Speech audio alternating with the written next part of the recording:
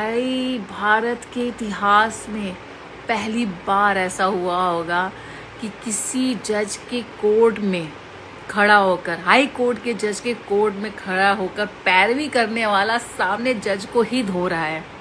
जी हाँ, मैं बात कर रही हूँ हाई कोर्ट जज की, स्वर्णाकांत शर्मा। जस्टिस स्वर्णाकांत शर्मा सामने खड़े हैं पैरवी करता केजरीवाल, जो उनसे कह रहे हैं कि आप आरएसएस संगठन से जुड़ी हुई हैं, क्योंकि आपने उनकी 4-5 बार पार्टियां या जो भी उनके संगठन की मीटिंग होती है वो आपने अटेंड की है। तो वो सफाई देने लगी कि भाई अटेंड करने का क्या मतलब होता है। तो उन्होंने कहा कि आप अगर उनकी आरएसएस पार्टी को अटेंड कर रही हैं, इसका मतलब आप आरएसएस विचारधारा से सहमत हैं, और मैं चूंकि आरएसएस की अपोजिट विचारधारा वाला हूं, तो क्या आप मेरे फेवर में जजमेंट दे पाएंगी?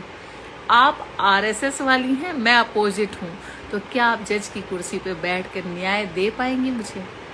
भाई इसे कहते हैं जज के सामने उसके मुंह पे कहना कि तुम भ्रष्ट हो, तुम न्याय देने लायक नहीं हो। यार सीरियसली क्या क्या देखना पड़ रहा है। जज के मुंह पे बोला केजरीवाल ने। वीडियो देखिए। परिषद है उनकी। It is an ideological body of BJP and RSS, उनका संगठन है।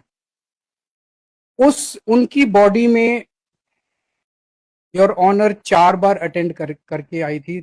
26 दिसंबर को, 22 को, 17 मार्च 2023 को, 30 अगस्त 2024 को और 8 अगस्त 2025 को। Your honour has been attending the programmes of a particular ideology.